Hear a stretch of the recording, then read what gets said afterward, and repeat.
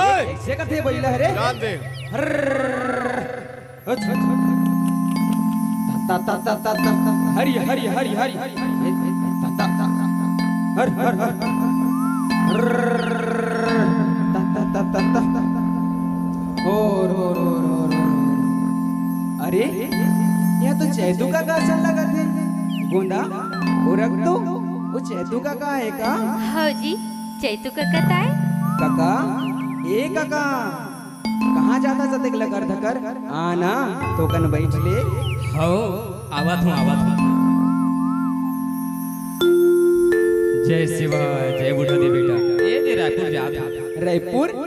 रायपुर काजिर बरगा अरे ते नहीं जाना सावन उचारी पाक के हमर दाई दीदी बेटी नुनी मन भोजनी बोली थे और सावन पुन्नी के त्योहार मानते और उन्हें भोजनी त्योहार माने पर मैं रायपुर जाता भोजली तिहार ये भोजली तिहार कहाँ रे काका? भोजनी तिहार ये तिहार ला हमर पहली के पुरखा सियान मन माना आवाज है जिला आज हमन भुलावत बिसरावत रहे और धीरे धीरे नंदावत चातरी से और धन्य है परम श्रद्धेय महाकाल गणवाना गुरुदेव और ममतामयी दुर्गे दुलेश्वरी दाई जे हमला सुनता देवैस समाज ला संजोइस और दत्ता दिखैस और धीरे धीरे जब सगा समाज जागत किसना बेटा ऐसे तभी हमर गणवाना गुरुदेव और गुरुदाई के सानिध्य मार्गदर्शन और गोंडी धर्म संस्कृति संरक्षण समिति छत्तीसगढ़ गोंडवाना संघ के संयुक्त तत्वाधान में समाज का संजोय पर संस्कृति ला बचाए बर और गोंडी धर्म के मान ला बढ़ाए बर हाँ काका सरलग 18 बछर में सावन पूर्णिमा के पावन पर्व में इतिहाला मनाथन बेटा हिमा दाई दीदी बेटी मन सुघर भोजनी दाई के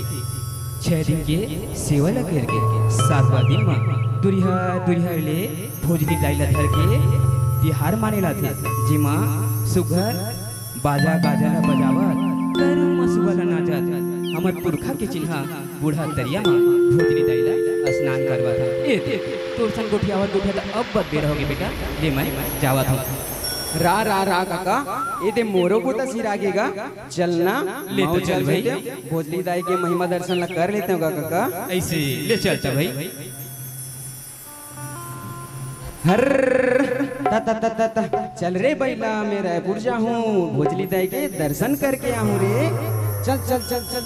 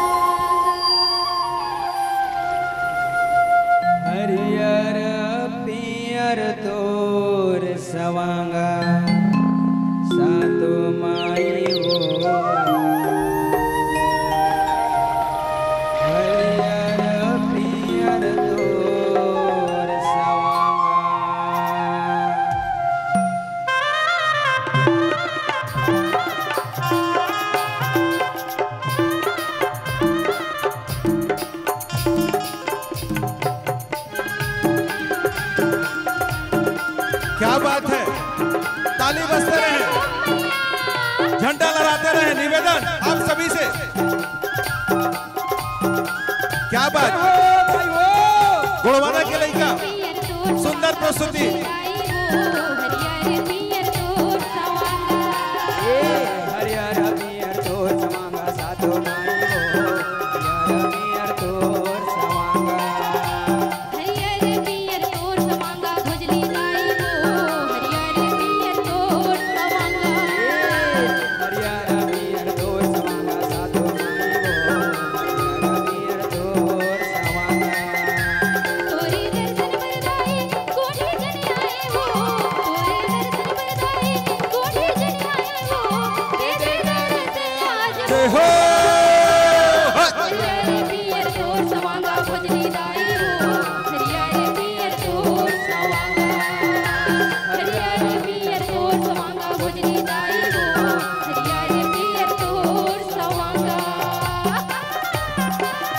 सुंदर प्रस्तुति